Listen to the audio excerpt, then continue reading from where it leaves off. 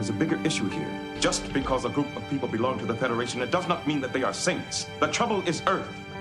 On Earth, there is no poverty, no crime, no war. You look out the window of Starfleet headquarters and you see paradise. Well, it's easy to be a saint in paradise. Out there, all the problems haven't been solved yet. Out there are no saints, just people. Angry, scared, determined people who are going to do whatever it takes to survive.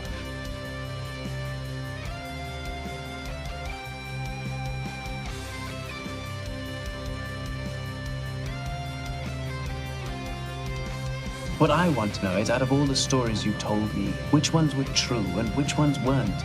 My dear doctor, they're all true. Even the lies? Especially the lies. On behalf of the Bajoran government And the Promenade Merchants Association, I officially welcome you to Deep Space Nine.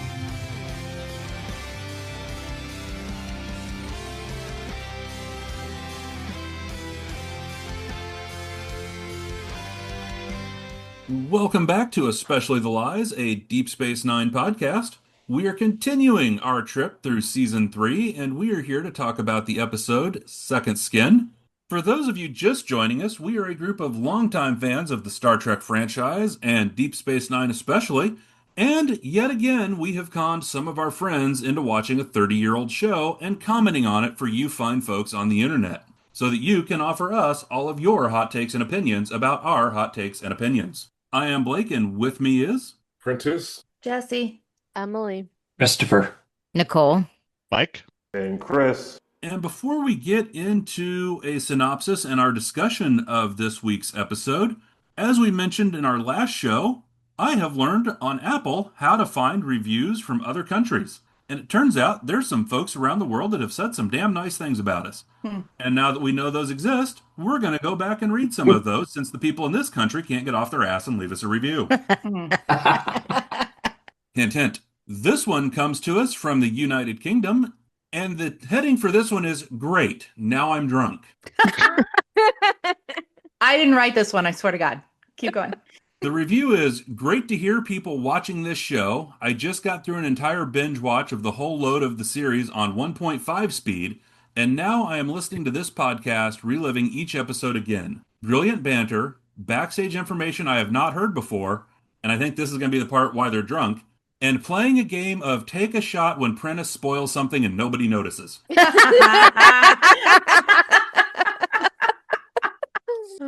So that is our 5-star review from Sectus out of the United Kingdom.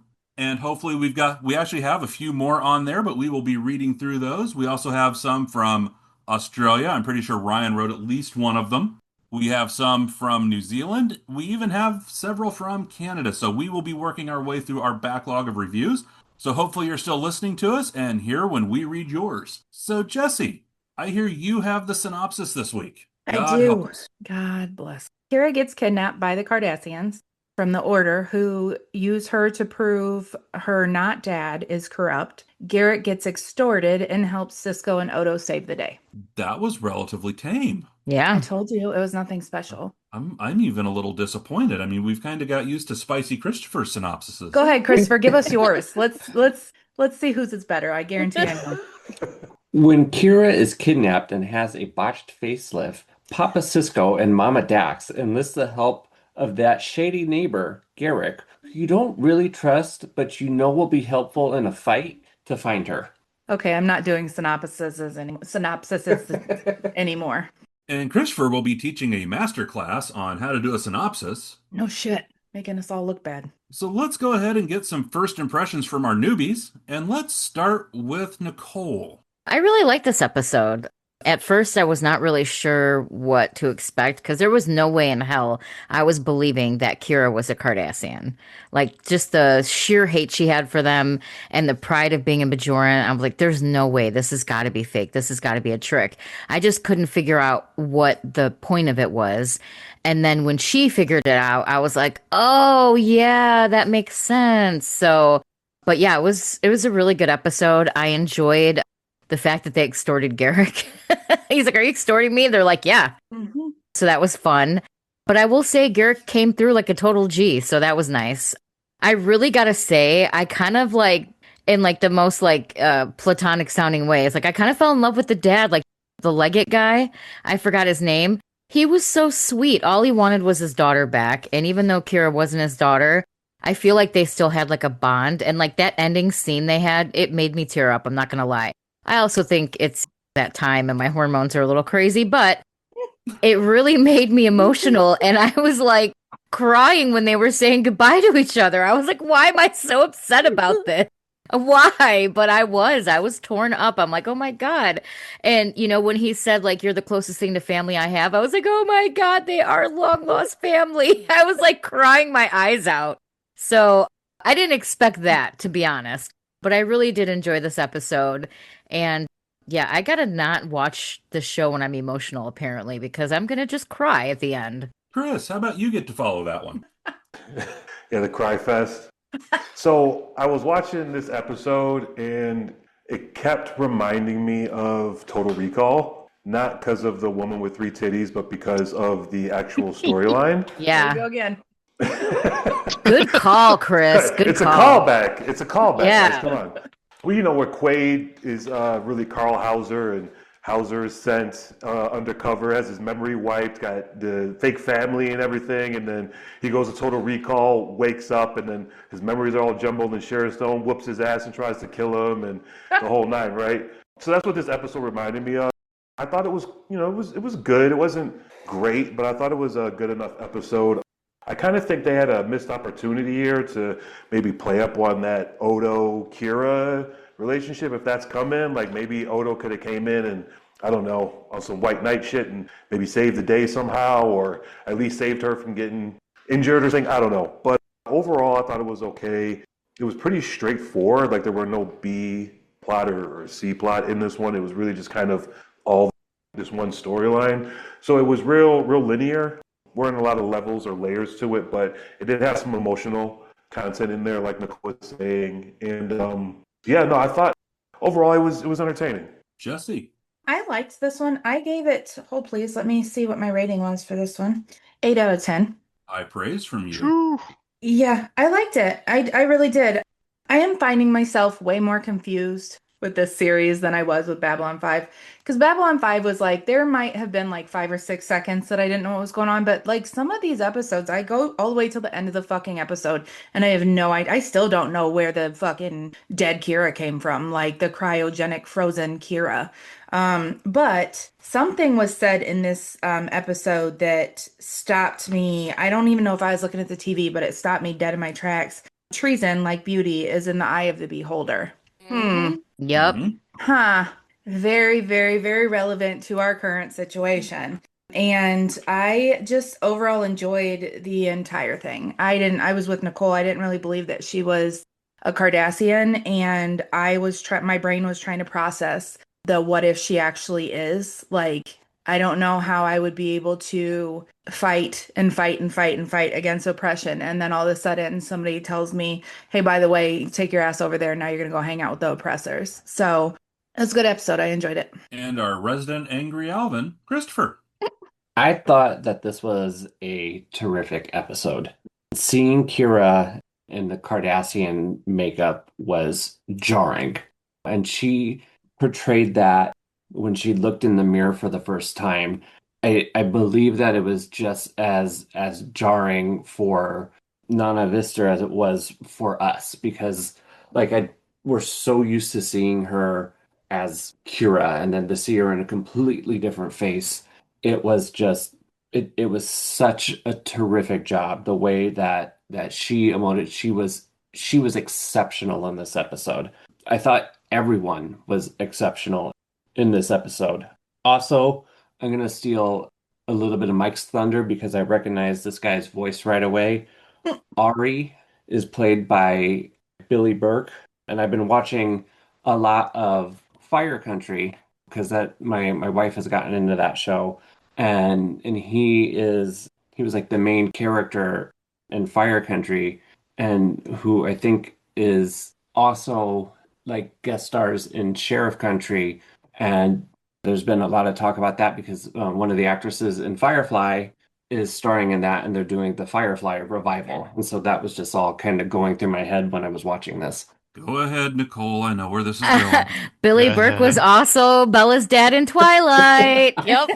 God damn, why do you call on her? Mute.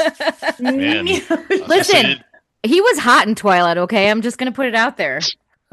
Didn't seal anything for me because I did not track either of those. So, I don't even know who Ari was. Oh, wait. And also, Billy Burke was also on 911 Lone Star as well. Okay. Now let's move over to our longtime fans and go ahead and get their first impressions. Emily. I think it's a good episode. I'm actually impressed with how well they did the Cardassian makeup on her, because that's not how we're used to seeing her. And while it's a shock, after a little bit, you're like, oh, it doesn't look weird anymore. It was really interesting how quick that adjustment was made, which is a bit concerning in some ways. But it's an interesting story. There isn't much else going on, which is kind of different from what we've seen so far, where there's usually multiple storylines. And it was interesting, Garrick's part and how some of his codes still work, which might make you question, is he truly in exile or what's going on with him? So I think it adds a little more mystery to his character, which is always fun because he's great. Prentice. I like the episode. However, like Chris, I didn't immediately think about Total Recall and The Bountiful Woman from that movie, So that although Total Recall did come up in a conversation yesterday, Chris, and that's something we can talk about offline. However, it did remind me of an episode from TNG, Face of the Enemy, where Deanna Troi was turned into a Romulan operative. Both well done episodes, and I'm also now noticing, I don't know if you've seen this, the film quality of these episodes in the third season is so much more crisp than the first two seasons. Like, you can see the cinematography is now a little bit more defined, a little bit more stepped up. So overall, for me, great episode, and a lot more interesting things to learn about Garrett. It's like, okay, who is this guy really? Especially with the father in warning Kira, like, hey, don't trust this. No matter what, don't trust him. So for me, great episode. Take a shot, UK. There's no spoilers. There's no spoilers at all. What are you talking about? I still think my favorite one, though, Prentice, is from our reviews of Starfleet Academy. We're talking about an episode, and you just start down talking about the next week's episode. Had a few people very confused on the show. Yeah, I was just drunk that day. That's what it was. Just talking. I was gone that day. I think I had the goblet in honor of Jessi, and I think I was just off on that day. So, oh well, next. Oh my God. Can we talk about that season 2 recap? I just progressively got drunker and drunker and drunker. No. That's what happens when you have an entire bottle of wine. Yeah. Plus the mini bottle you showed us after you finished the big bottle. We don't have to talk about that. We don't have to bring up old shit. I'm just saying. I was like, It's oh, my not breath's that done. I'll old. be It was right only back. about 6 weeks ago. And then you hear me fucking eating as I'm like, yeah, god damn, somebody cut me off at that point. Shit. Instead of cutting you off, we just release it later as bonus content. Right. Mike. You're like our golden goose, really. Damn it. Yeah, thanks. Call on me. Make me follow that. No, I really liked this episode. It's a solid episode all around. I agree that it's one of those like kind of interesting rare ones where there's not really an A and a B plot. You just kind of see two different sides of the same story, which I'm completely okay with, because a lot of times, quite frankly, I find B plots to, let's face it, there are good ones and bad ones. Some are really good, others are just straight up dorky, and like I like it when we stay on brand a little. And the show doesn't need to lose its humor, but needs to stay on topic, keep its edge a little bit, and they did that here. And not for nothing, like my memory is in general shit, but I've seen this episode at least a couple of times, and like watching it again, it keeps me guessing every time. I'm like, I don't quite remember where this is going. Like, it's really kind of clever and maybe a little ridiculous by the time you get to the big Scooby-Doo reveal, but like, yeah, it's just all around really good. The acting is superb. Everybody sells everything that's happening so very well in this episode. So it's not as usual, is I can be pedantic, and there are some things that bug me about it, which we'll talk about a little bit later outside of first impressions. But like, yeah, my first impression is that it was phenomenal. It's probably one of the better ones of the series. I mean, it was no Rumpelstiltskin, but God damn it. Oh God. Knew it. Jessi and the never-ending I Stiltskin. love Dode. You're You can damaged. tell. Well, we've known that she's with us on this show repeatedly. Yeah, but some of us aren't that damaged. Come Shut on. the fuck up. Yes, you are. Don't talk to me. I'm I agree not with Jessi. R2. Yeah, I'm sure we got receipts somewhere if I just go look in the right spot. Right. So So I will say I enjoyed this episode also, and it's interesting, Chris, you mentioned the reminding you of Total Recall a little bit, right? So the writer for this episode was Robert Hewitt Wolfe, and he specifically cited that there were two short stories that really influenced his writing on this. One is Do Androids Dream of Electric Sheep, which is what Blade Runner was based on, and the other being We Can Remember It For You Wholesale, which was what Total Recall was based on, the works of Philip K. Dick. So the influence was spot on with that for the influence on the writer, right down to some of the twists and turns that he wrote into the episode and the way he did it, which I really liked the way the episode came together. And I like the pieces with Garrick in this one. I think it's Andrew Robinson just does a fantastic job, and especially when he's playing opposite like Cisco. And I love the whole bit in Odo's office where Garrick basically says, I'll go with you, but like I have no intention of sacrificing my life. If it looks like we're in danger, I'm the hell out of here. You're on your own. And Cisco just looks at him and goes, I think that's the first completely honest thing you've ever said to me. And just that delivery back of, well, how perceptive, Commander. I love that exchange between them in this one. And even with watching Nana Visitor play herself as a Cardassian, one of the things that she talked about in an interview after this was she is actually very claustrophobic. And that Cardassian makeup is basically like all consuming and all around you.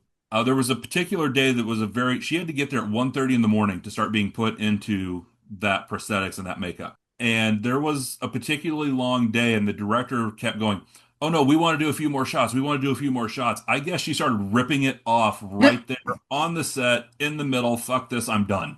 Because she just could not handle it with the claustrophobia of that, but completely sold it in the role. I mean, it on screen came out fantastic. So let's go ahead and jump into our discussion, and let's kick it off with Nicole.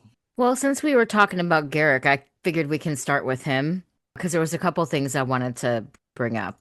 Jessi had already mentioned that treason comment, which was like standout comment, I think, of the show. I feel like Garrick is like got these one-liners that are so memorable, like especially the lies and like all that. Like he's just very good with that. But one thing I thought was interesting about Garrick is like obviously he was extorted or whatever. He went with them.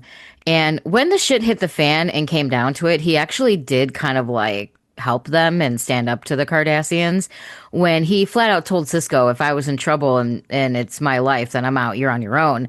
But he didn't actually do that. He actually like shot the dude in the end, the MTech guy, like he took him out. So I was really surprised that was his reaction and that he did that. Cause I mean, he could have shot them in the back, but he knew what the guy was going to do and he turned around and popped him one. So I was like, okay, Garrick. So I thought that was really interesting because he is kind of an anomaly. Like we don't know what his deal is. We still don't understand who he is and if he can be trusted. And then with his warning at the end about how you can't trust Garrick, he's a bad man. I was just like, damn, what do we not know about Garrick? And I feel like since this show started, he is like the mystery that I hope we get to unlock before it ends because I want to fucking know what's going on in that little weird reptilian brain of his. I want to know who he is. And also one thing I was curious about when he had that code and all that, I think he said he overheard someone say that in his shop. So like he's always listening to what people are saying. So I feel like you can't say shit around him or it's going to fucking be used or go back. It's going to be told. He would be the last person I would tell a secret to because everybody and their mother's going to know. So I just thought his whole dynamic from start to finish in the show was very interesting. He's a great actor. It's kind of like he makes you love him, but also you question him too at the same time. It's like, I want to like you, but I know you're shady. So for him to be able to do that, I feel like there's it speaks to his talent as an actor. So here's a quick one. For anybody on the show who has had a pair of trousers hemmed or fitted, are you dropping state secrets or more concerned that they don't stick the pins somewhere where they don't want it? Exactly. You're Just texting him on asking. Signal is what you're doing. You're not saying them out loud. Yes. And is he really listening? You know, are they really saying state secrets in the shop, or is he getting information Yeah. from the order? And he says he's getting the information from the shop. But Prentice, do we why don't you trust tell that? us? Yeah, Where tell is us, he really Prentice. getting them from? But it just makes you think, though. Yes, let me tell you. No, but Nicole, I want to say this real quick. It was totally self-serving for him to kill the Cardassian at the end. I did not see that as him really trying to save Cisco, but he was basically saying to him, like, look, oh, you know I'm here. You know why I'm on Deep Space Nine. I can make Oh, your yeah. life a living hell. So the option for me, if I was Garrett, kill him, 'cause I don't want anybody to know I was here. Yeah, break And yourself. save my life. Yeah. Yeah, it was self-serving to me. Totally self-serving. And this is not the first time he has killed another Cardassian. Nope. He's gotten rather good at just doing that. Mm-hmm. Chris, what have you got? And I was going to say the same thing. I don't think he heard that shit, hemming pants, in the least. That might have been his code for all we know, and this shit's still in the system. Like, he got that from somewhere. That was a complete lie. And I don't trust Garrick as far as I can throw him and then throw him again. So he's just shady as shit, completely self-serving, like you said. But I did think it was funny how at the end when he shot the Cardassian dude, he didn't just have the phaser set to kill. He had it to like leave no fucking trace that this person ever existed. Yeah, he in this- dissipated. That's it. When he shot the Cardassian the last time, like he just evaporated. I think that's what the Cardassian phasers do. They just disintegrate you. Yeah, They don't want any No trace trace. to be left. Well, it didn't do that to the other guy they shot, though. It flung him across the room and killed him. yeah. This is a choice. Just Garrick, he leaves no trace. He wants Just no that, and evidence. then after he did it, just that, pity. I rather liked him. Right, and if he's doing that to people that he likes, if he's actually telling the truth, And imagine he what he does just to people walks he off and doesn't leaves like. Kira and Odo look at each other like, what the fuck? Yeah, that made me laugh. He's like, "Oh, I liked him. Oh well, blah blah blah blah blah. Like, let me go about my day." Yeah, but I thought it was one thing. I don't know if this was just lighting or what it was, but the Cardassian skin color on their home planet is different than on Deep Space Nine. Like everywhere else, the Cardassian, they're gray, but there they have like that brownish, like tannish color. Like I don't know if that was lighting or what it was, but I noticed that. I thought that was a little weird. But yeah, with Garrick, yeah, I can't deal with this dude, man. I just can't. Can we take him out or something, or lock him up? Because like he is going to. I have a feeling he's going to get somebody jammed up in the best case scenario. Worst case scenario, he's going to get somebody killed, and he's not going to give a shit. And it might be one of those things where, again, they just disappear. And it's like, where did they go? I have no idea. They came in to get their pants hemmed. They were happy when they left the shop. And the next thing you know, they just disappeared. It's like, I don't understand why they keep, I say we, like we're on the fucking space station. Why they keep him around. But I did think it was interesting, too, how Cisco kind of leveraged that situation with Garrick and the Cardassians, how they kind of have him blackballed or exiled. It's like, you're going to do this, or, the Bajorans are saying they don't even want you. We can easily ship your ass back home, and you can take your chances hemming pants over there, trying to get state secrets back at home. But yeah, I feel like having him around is it's not going to end well. Mike. The thing I do love about Garrick in that scene, which y'all did already talk about, is like he subverts that trope of I don't want to kill, I'm whatever, like there's the reoccurring thing, and the reason I had to like stop watching shows like The Walking Dead is because at some point after season fucking 50, I don't know, the main characters are making their own problems by making stupid choices and like not taking care of problems. And there was actually one scene in Walking Dead that stuck with me, and it was when they get to I'm sorry if this is spoilers, Walking Dead fans. It's been out for like a decade now. Don't worry about it. Where they go to the prison and they get it there and they find the group of prisoners that's been hanging out, holding it up. And the one dude just starts making problems for Rick, the main character, like right away. And Rick, without blinking twice, just takes him out. And I'm like, yes. Right. Solve it. Get it done. And this is exactly like what Garrick does in this episode and why this stuck with me this time and the last time he did it. It's like, not this dude's gonna make problems for me later. Bam. He's the one character in the show who makes the super pragmatic decision to just cover their ass and move forward. Doesn't think twice about it. No remorse. No hesitation. So then jumping back onto something I think Chris was just saying about why do they keep Garrick around? I don't know, man. I think they keep Garrick around in case they ever need those top secret codes so you could fly your warship into another sovereign empire's territory on a whim. And they had no question. They need to upgrade their technology. Like Windows? I don't know. Every time they go across the wormhole, they're like, yeah, we're going to sneak on by, and we got this cloaking device, or we got this or that. And it's like they instantly get detected. They instantly get found out. This shit never works. Well, they weren't using the cloaking device on their way to Cardassia, though. Yeah, I know. They were using they recoded their whatever the fuck it was. I can't remember. But that shit didn't work either. They're using the stay far away from other things technology.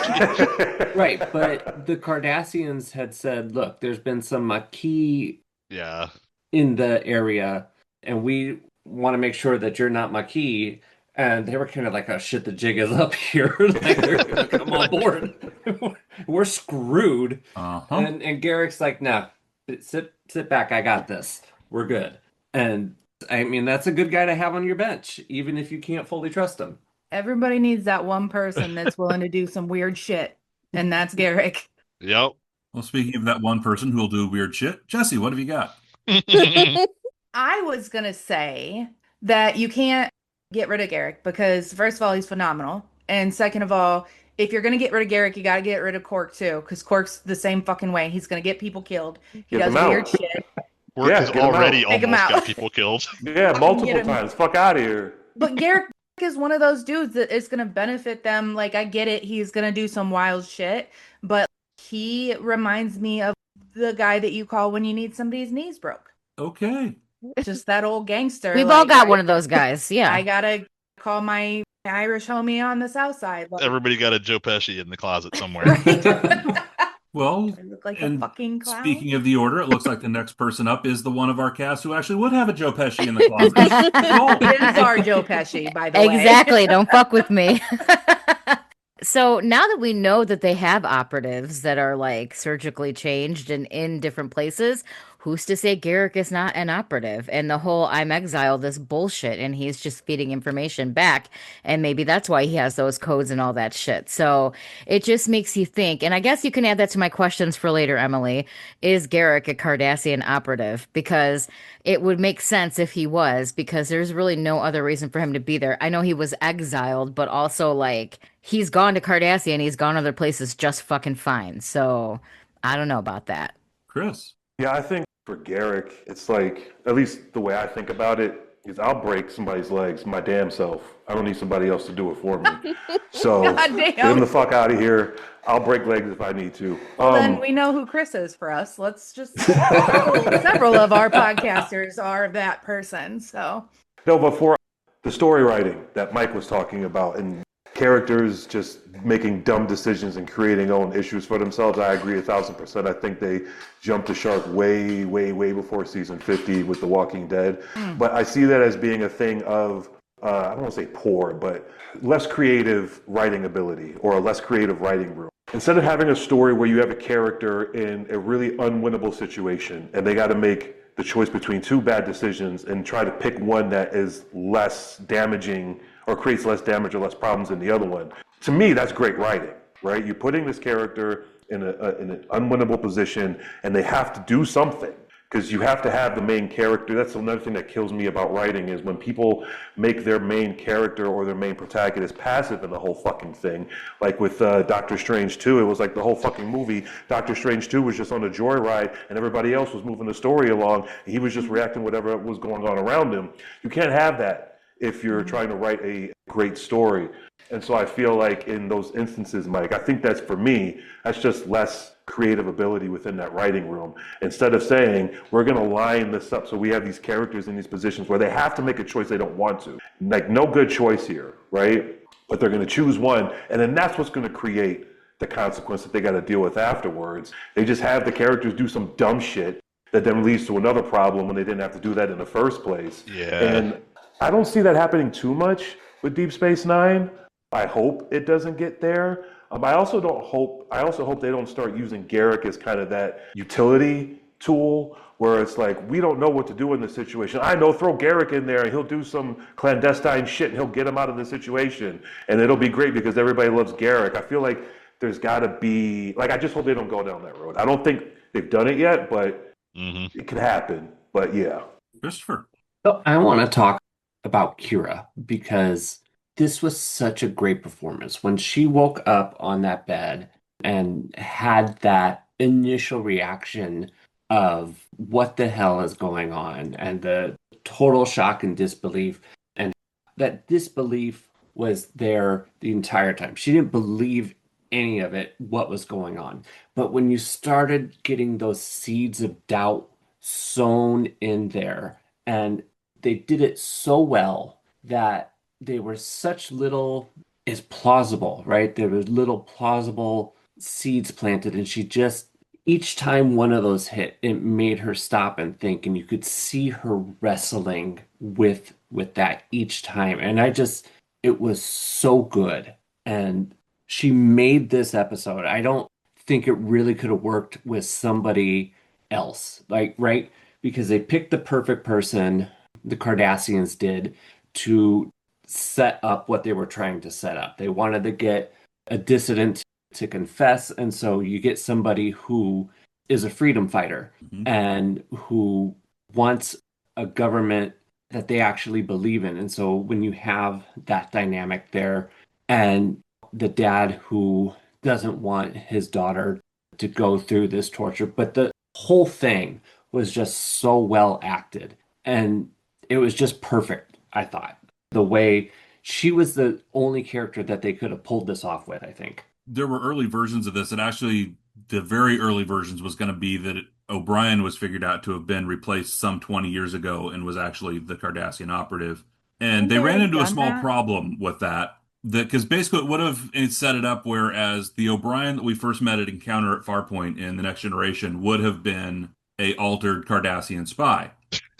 They could not figure out how they would explain how a surgically altered Cardassian and a human woman would have a fully human child. Because either Keiko did something with someone else, or possible, like faking a piss test. We've talked about their relationship. Maybe she got it on with the Enterprise milkman. Who knows? Chris. Yeah, that would have been Deep Space Nine novella edition if they would have went that route. That one. Oh shit! I just forgot what I was going to say. Thanks, Jessi. Appreciate it. Whatever I can do. Oh, this is what I was going to say. Leave me alone. I like the fact that, to Christopher's point, they chose Kira because from where she was at the beginning of the series to now, for her to be 1,000% I hate Cardassians to now tearing up and talking to a elder Cardassian who's a member of the central government or the central committee or whatever, and having an actual bond or relationship with him that is friendly or at least has some familial type of feel to it. It strikes home that Star Trek theme of togetherness and different species, different people coming together despite the hate, history, and all that kind of stuff. So I like that story element. Christopher. I was just wanting to say, to your point, Chris, there's been a few times where Kira has softened on individual Cardassians, right? And it kind of goes to show sometimes you have these biases and they start to go away when you have conversations with people. And just talking to people can help heal wounds that either aren't there or these ideas that are learned that are harmful. And so I really like that they've done this with her because she's so anti-Cardassian at the time. And there's a damn good reason she is.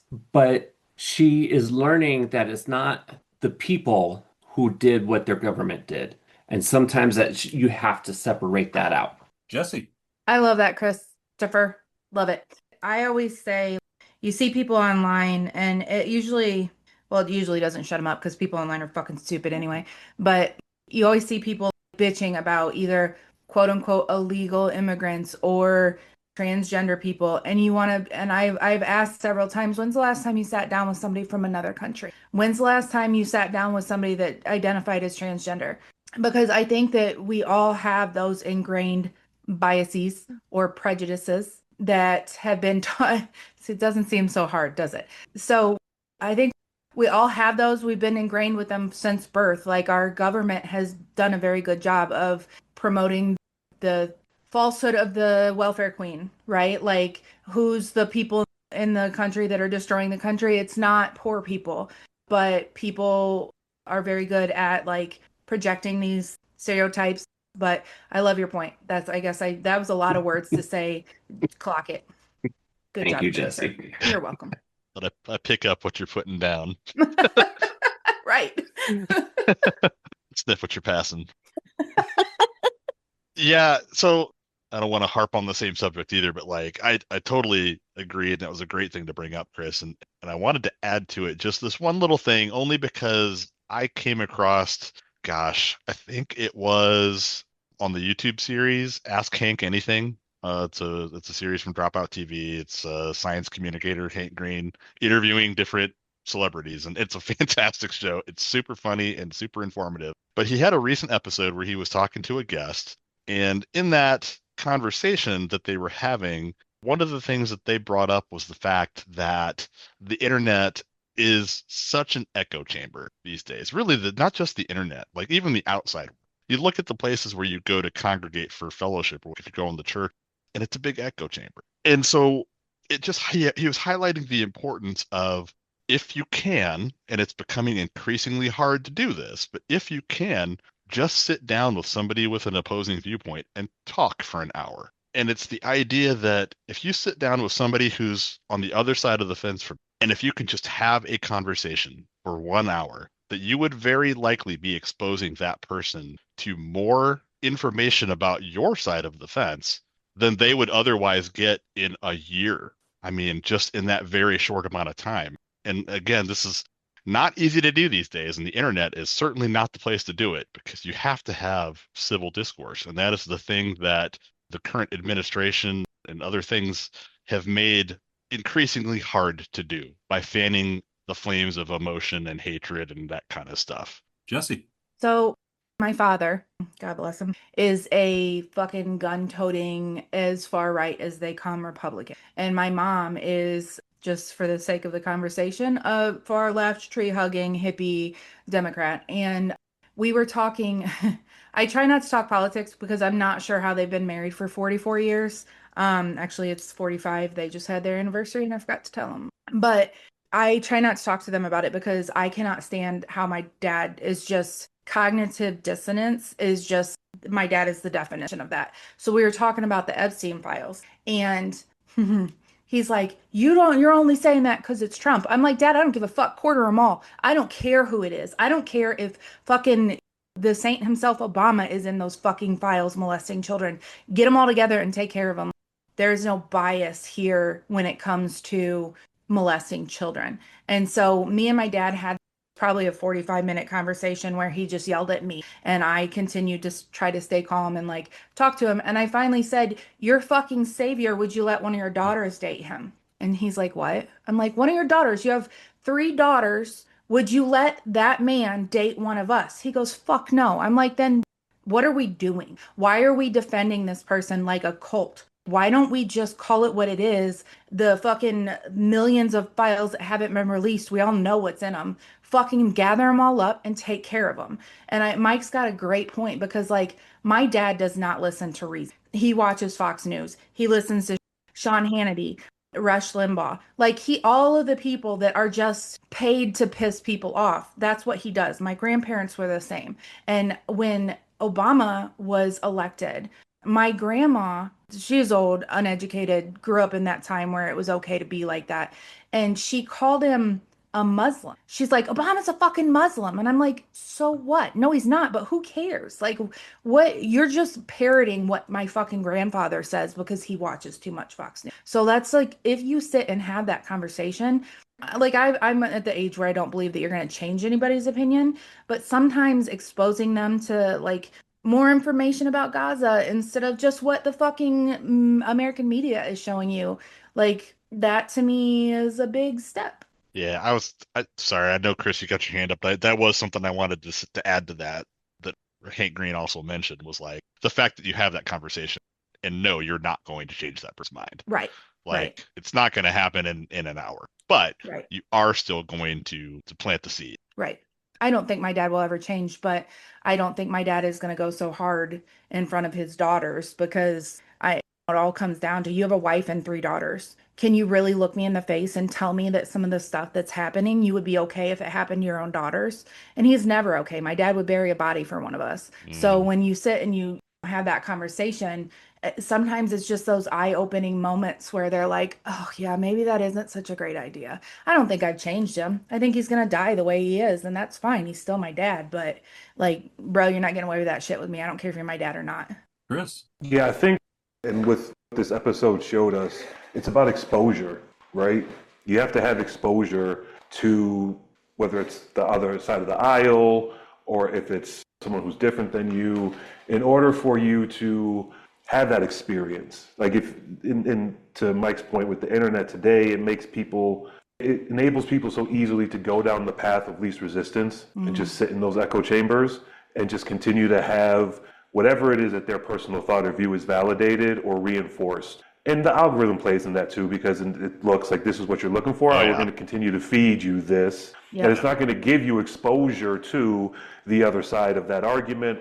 Jessi, to kind of piggyback off your story, I remember when 9/11 happened and I was at home and my mom was talking about it and it's terrible, this is crazy, and going off on Muslims and you know, all this stuff. And not to say that because she doesn't hate Muslims, she doesn't have an issue with Muslims, but she was saying that the Muslim state, essentially, and talking about how, you know, really putting it in a polarizing light of U.S. versus Muslim countries and the Muslim state. And I said, obviously this is horrific, this is tragic, but at the same time, Malcolm X told us decades ago that chickens were going to come home to roost at some point in time. It was going to happen. We've been their countries for decades saying it's in the cause for the cause of democracy and freedom, when we all know it's really just to get a leg up in the oil game, right? And we're not bombing just any old place. Let me say this, we're not bombing military centers all the time. There's something called collateral damage, right? There's something called an acceptable casualty rate for civilians and innocents within a mission parameter. And it's because we know that we're going to kill innocent people, women, children, so on and so forth, along the way towards us achieving our goal. But if this has been happening multiple times over decades, we've been doing it, and it's happened to us once, right? Again, tragic, horrific, terrible, right? But you got to try to look at it from their side as well. And then you can get into conspiracy theories and whether the in it or whatever. Like, that's a whole separate conversation. But I bring all this up to say, recently I had a conversation with a gentleman at the firm who's Iranian. And we all know what's going on with Iran right now. And there was a particular, I won't say it all because I don't think we have time, and I don't know if people would be interested in hearing. Right after Chicago to kick it with Prentice and a bunch of other people before my basketball season started, I was going to take the Greyhound bus from Chicago back out to Ohio. I get on the Greyhound bus after a 6-hour delay. It finally shows up in Chicago. I get on there, and there was a terrorist who was on a watch list on my bus. And I had to ride the bus with him for like 14 hours. We get to Toledo. The FBI's cars are there. I get detained because they think I'm potentially a Muslim. They think I could be somebody of interest. So I get put in this room with a single swinging light bulb and 10 guys that look just like me and forced to wait there while they go through their background checks and all that kind of stuff. Now, eventually I was let go. I get back on the bus, and the guy, the Arab guy who was on the bus with us, the FBI took him away. So I'm telling this story to the Iranian guy I was with, and he says to me, he goes, you know, it's interesting because a lot of times our bodies will tell us one thing, but today in society we'll say another. I don't want to stereotype, right? Or I don't want to think of this person this way or put them in this classification because of how they look. But but you have a gut instinct for a reason. This is an Iranian guy telling me that I was right. I should have stereotyped that guy. Instead of me not stereotyping him, he's saying you should have, because your gut instinct was telling you something. And that's not a point of view that I had ever heard before in telling anybody that story.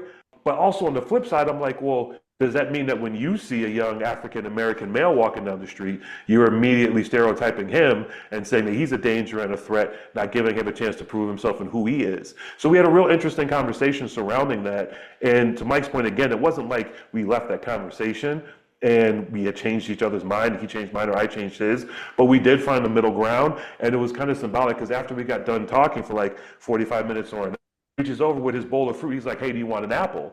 And I was like, hell yeah, I'll take an apple. And so it was, we got to bread after having this conversation. But again, it's the exposure, the willingness, and like Mike said, going into it, not trying to change somebody's mind, but just trying to have the conversation in this way. I think part of the issue too is you mentioned the echo chambers, and it's not just the echo chambers of people who think the same way. It's the individuals out there actively seeking to manipulate the narrative. And the internet has made that so much more possible.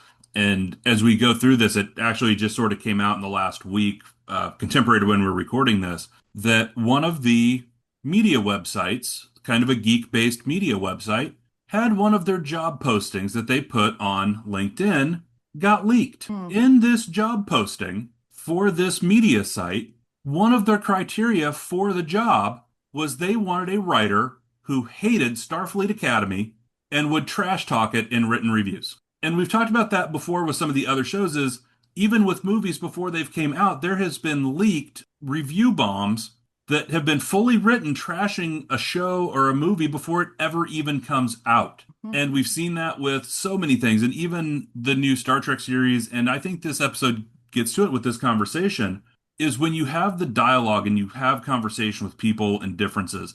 I mean, go back to the episode in season 1, I believe it was Duet, if I'm thinking correctly. And you get to the end and the Bajoran stabs the Cardassian and Kira says, why? And he said, well, he's Cardassian. That's reason enough. It's like, no, it's not reason enough. And I think you see that change show up through here too. And there's just so much discourse that is manipulated, whether it be through online communities, people hiding behind keyboards. We got in a whole argument with a fan on one of our platforms through Spotify who got mad when in our Starfleet Academy review, we said that a lot of the reviews were clearly from people who had never seen the show. And this person got pissed and was arguing, how dare you say that? That's just bullshit. That's wrong. How dare you put that out there? And then several weeks later, there's the proof that they're hiring people based strictly on, we want you to write to trash this show. That's what we want to pay you to do. And so there's all of these pieces out there, but then it gets to this cult of just people that don't even want to hear that counter narrative. They don't even want to have the conversation.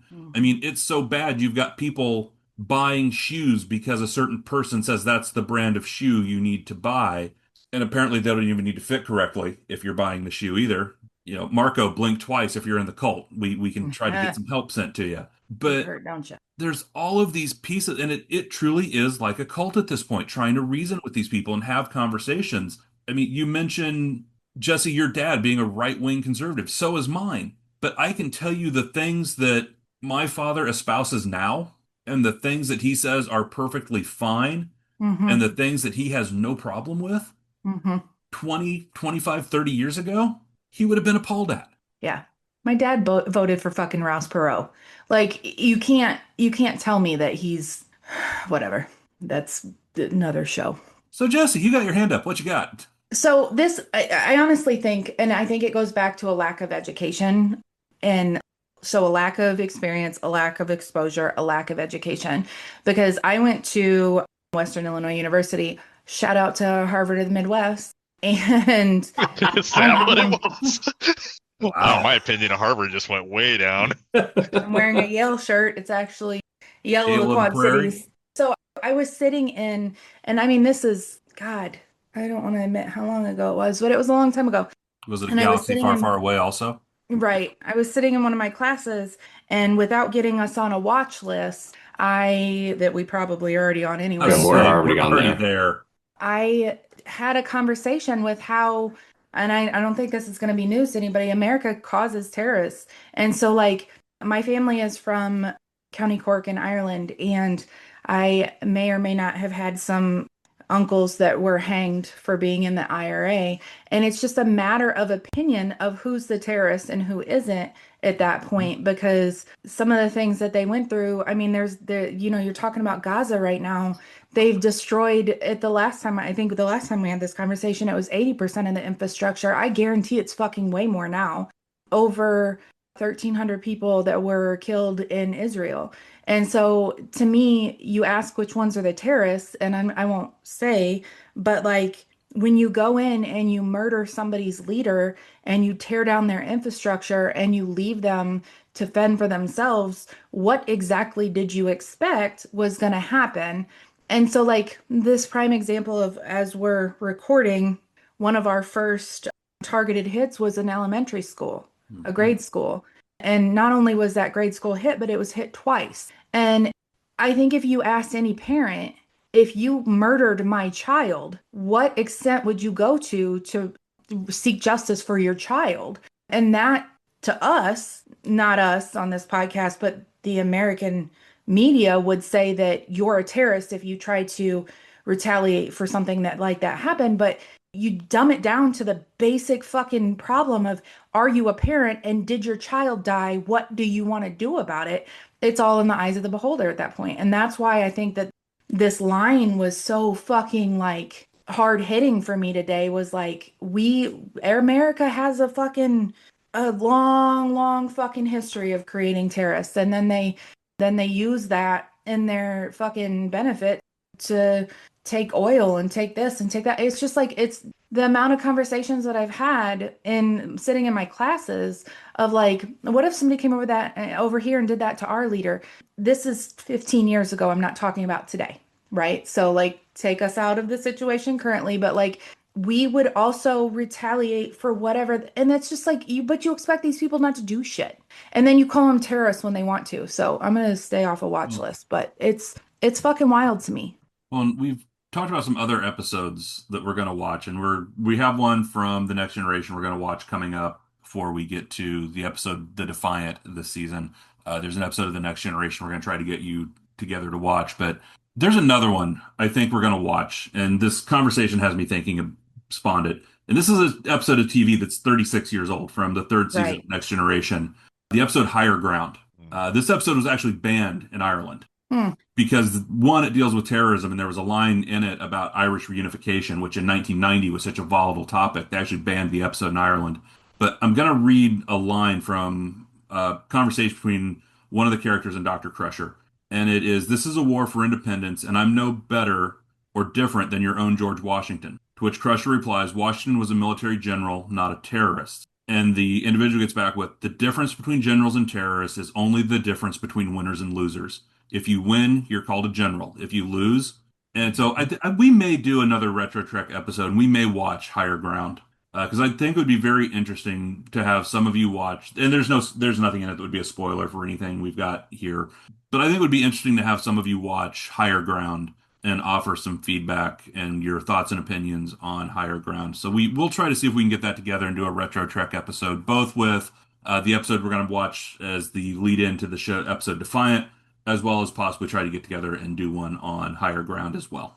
I think the story that I heard about the IRA is vastly different than what most people heard about the IRA. So I, again, will not express my opinions on what that looked like, but it was, in my family growing up, it was a vastly different conversation than some of the things that I've read since then. Because I was having a conversation with somebody at some Celtic fucking whatever the Celtic games are in the Quad Cities, and I had made a comment, and they said, "Hey, you might want to be careful about what you just said, because if the wrong person hears you say that, you could be deemed a list person." And I'm like, "What do you mean?" So then I started to read, and yeah, it was vastly different than the opinions of some of my family members growing up. So I think we have made our way through this episode, unless anyone has anything else they want to throw out.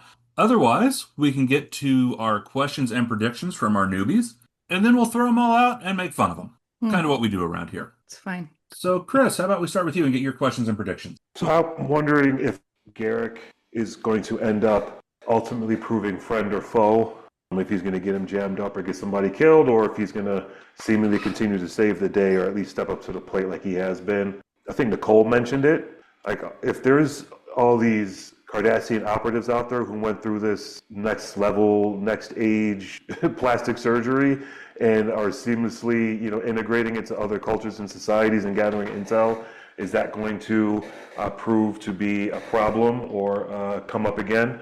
Yeah, I think those are my two big questions. Nicole. Yeah, my only question was if Garrick is an operative, and will we ever find out what's going on in his little reptilian brain? Jessi. So I don't know if this is something that you can talk to me about, but where did the cryo body come from? And is there like a doppelkira, another Kira out there?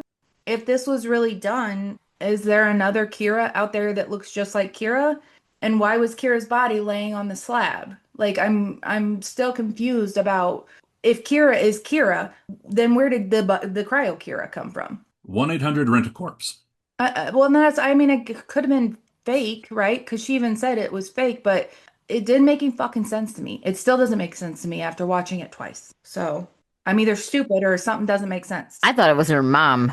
I think it was just a dummy, or like a replicated body or something that was very well done to give her the impression that she was actually Cardassian and that it was. Well, if they can surgically alter a living person to look like a Cardassian, they can surely make a corpse look like a Bajoran. Yeah.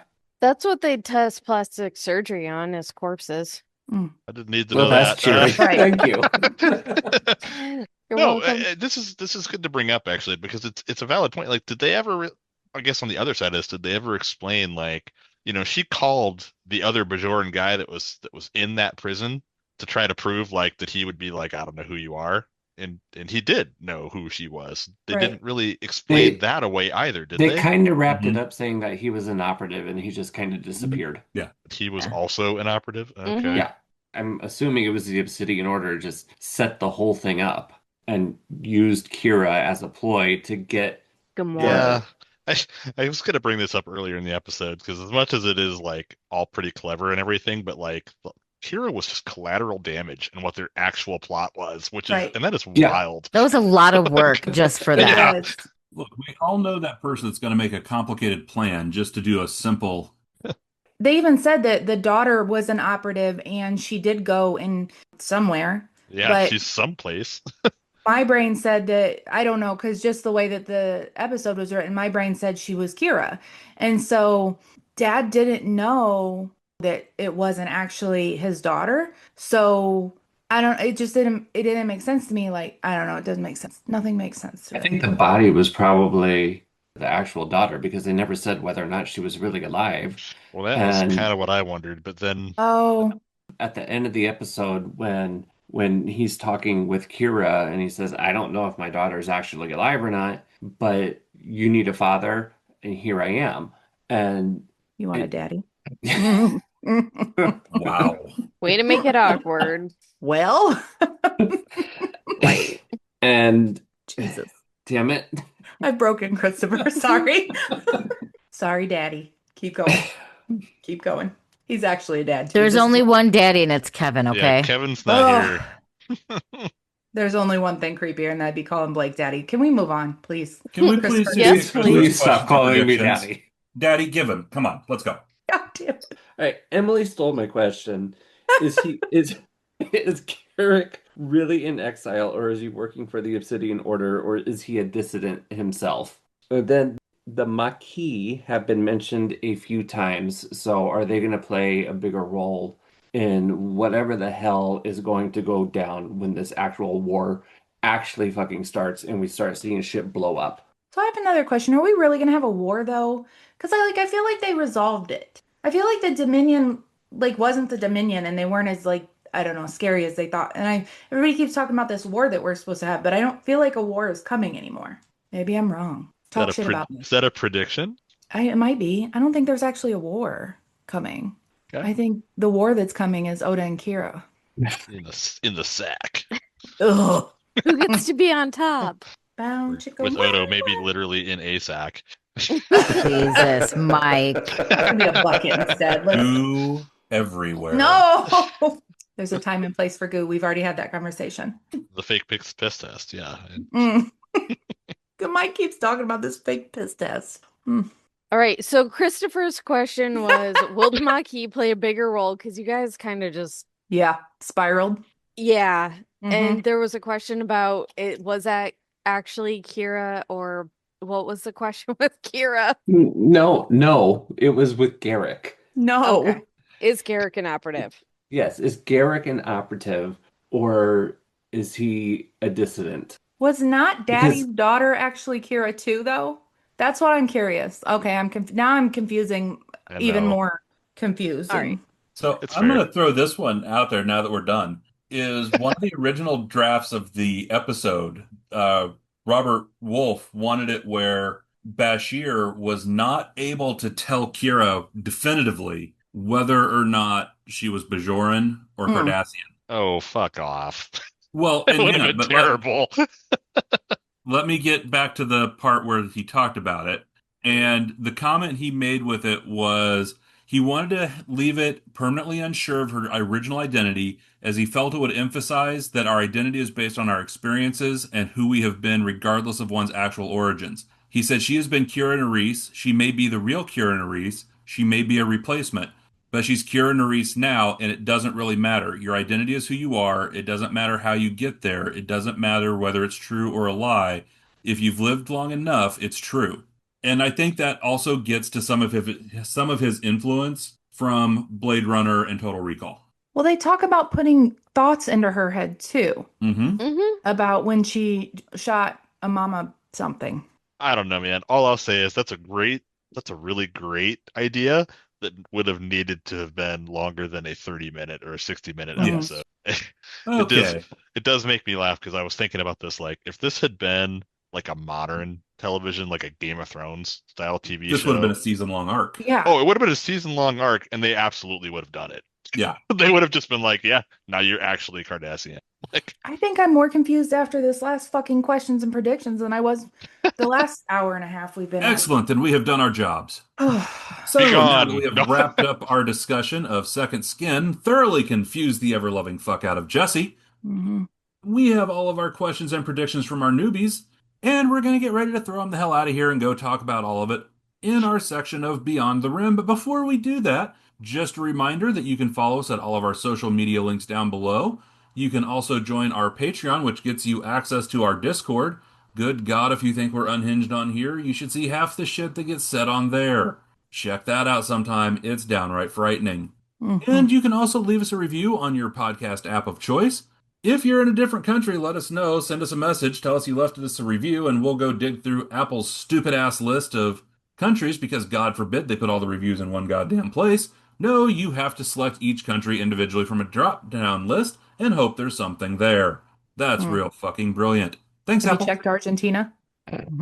Your friend from Argentina has not commented, and I can tell you from looking at the stats for the listens, this show's not getting listened to out of Argentina, so your friend did not join us on Especially the Lies. Now, if you would like us to start cross-posting some stuff over onto Gray 17 and invite Jessi's special Argentinian friend to join us, I'm sure we could manage to make that happen. Because boy, did he like you. I have been Blake, and these fuckers have been... Prentice checked out a long time ago. Prentice. Jessi. Emily. Christopher. Nicole. Mike. And Chris. Thank you for listening to Especially the Lies, a Deep Space Nine podcast. You can find all the places to listen to and watch this podcast by searching for Especially the Lies on your podcast app or on YouTube. We want to hear from you, so join the conversation at Facebook, Twitter, and YouTube. Be sure to subscribe and leave a review where you are listening to or watching this podcast. Especially the Lies is not affiliated with, and the podcast has not been prepared, approved, or licensed by Paramount or any other owners of the Star Trek copyright. All clips included in this podcast are the intellectual property of the respective copyright holders. They are included here for purposes of review, and no infringement is intended.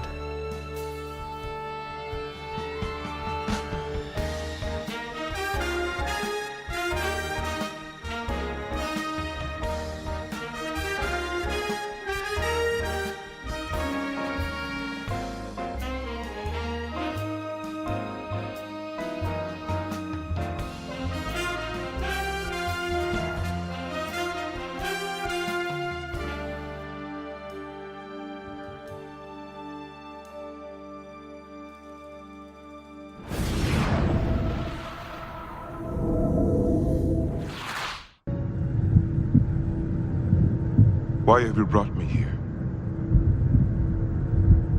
Show yourselves. What do you want? The Cisco has returned to us. He arrives with questions. There are always questions. Welcome back. We have got rid of all of our newbies, and now we are going to discuss all of their questions and predictions. So if you have not watched past Second Skin and don't want to have spoilers, we suggest you find the nearest airlock and go back with our newbies, because we are definitely going to have some spoilers in this section of the show. Emily, what have we got to start with? All right. So the most common questions were around Garrick. And is he an operative? Is he a friend? Is he a dissident? What the fuck is he? Yes. Exactly.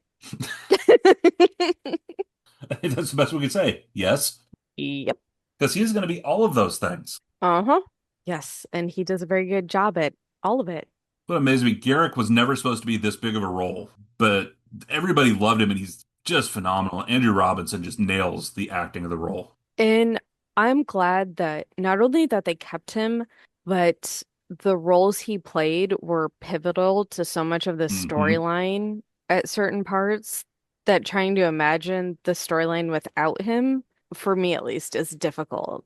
Well, it makes so much sense too, because I mean they didn't know anything about like the ongoing involvement of the Cardassians in that way. At even maybe at this point in the show, they're starting to figure it out, right? But yeah, I mean, without having him in it the whole time, it'd been a whole different show. He made it a lot more fun. He did. He made it a lot more interesting for sure, and a bit chaotic. In a different way than Quark, because Quark adds his own chaos. And Quark, well, Armin Shimmerman will be at Columbus GalaxyCon, and so will Terry Farrell. So where are you going? Apparently Columbus GalaxyCon. Is that the one you went to last year? Did I skip last year? We skipped one.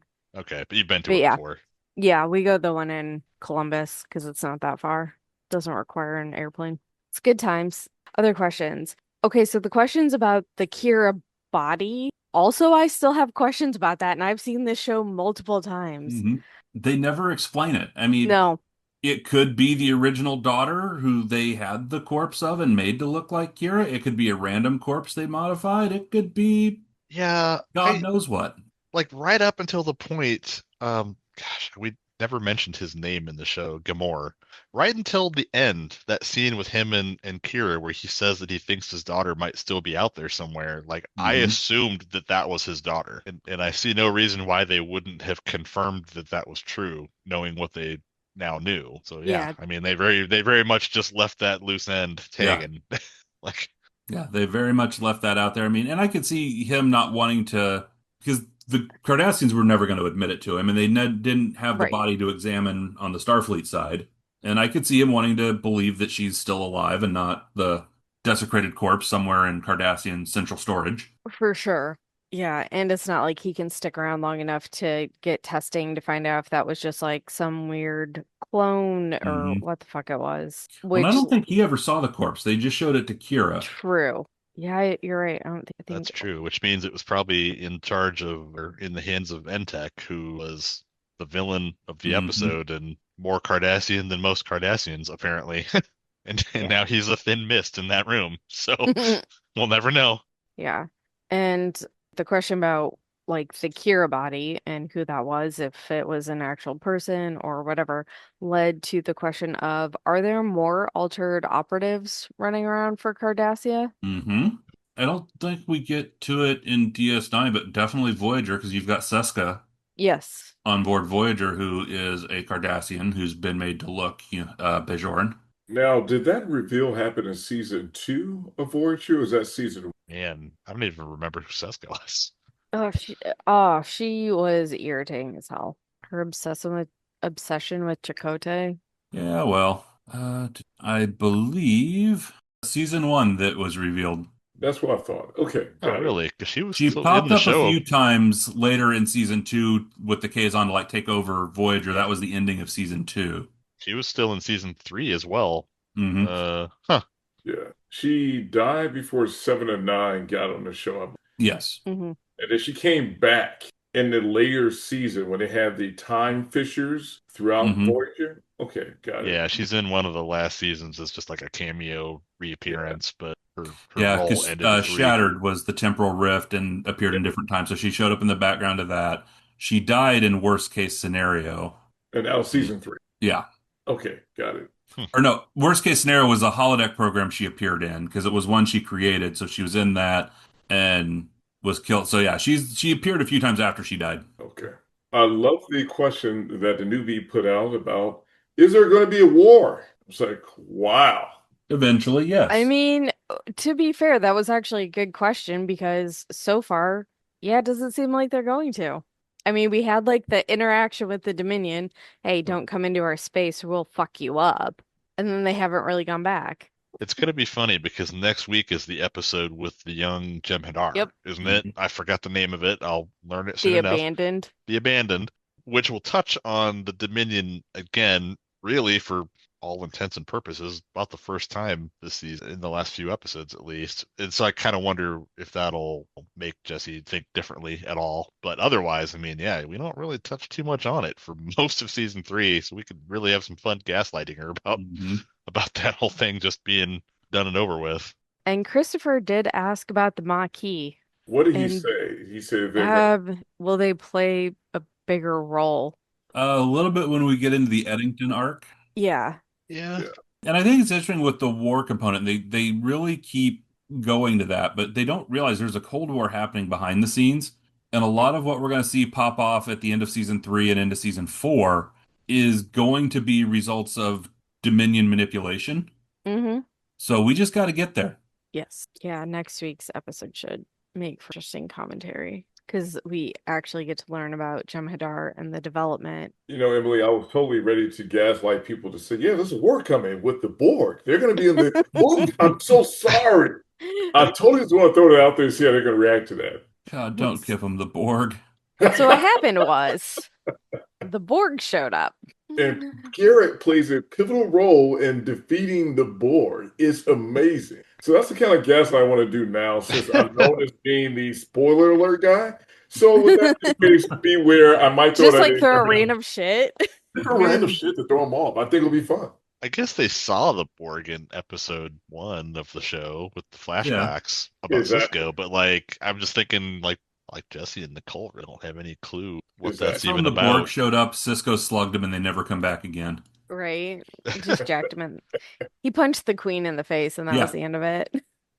He knocked that bitch out cold and that was the end of the Borg in DS9. Exactly. But it is funny that someone commented that like you'll drop spoilers and people aren't catching it. Oh no, sometimes we catch it and I'm not calling it out because they'll draw attention to it. Then they know. Yeah. Yep. We just let it go. It's like they didn't notice. We don't need to point it out. Yep. They're not picking it up. I'm just gonna leave it there. Except for when Kevin's talking about, you're describing all the stuff on the Klingon homeworld, and we're all looking at you going, and Kevin's very confused, going, "That wasn't this episode. What did I fall asleep?" That was totally my bad. But anyway, yes. I flubbed that one greatly. I'm sitting like, oh, wrong episode. Oops. Yeah. It happens. Yeah. We have any more questions from our newbies? No, I think that covered all of it. Well, they keep talking about Odo and Kira's relationship. I think that's getting a lot more attention. Mm-hmm. Yeah, that'll be a slow burn. But it's Can't gonna wait for get there. Bareil to show back up. They're gonna lose their shit. Yeah, but in the next episode, he shows up and he dies.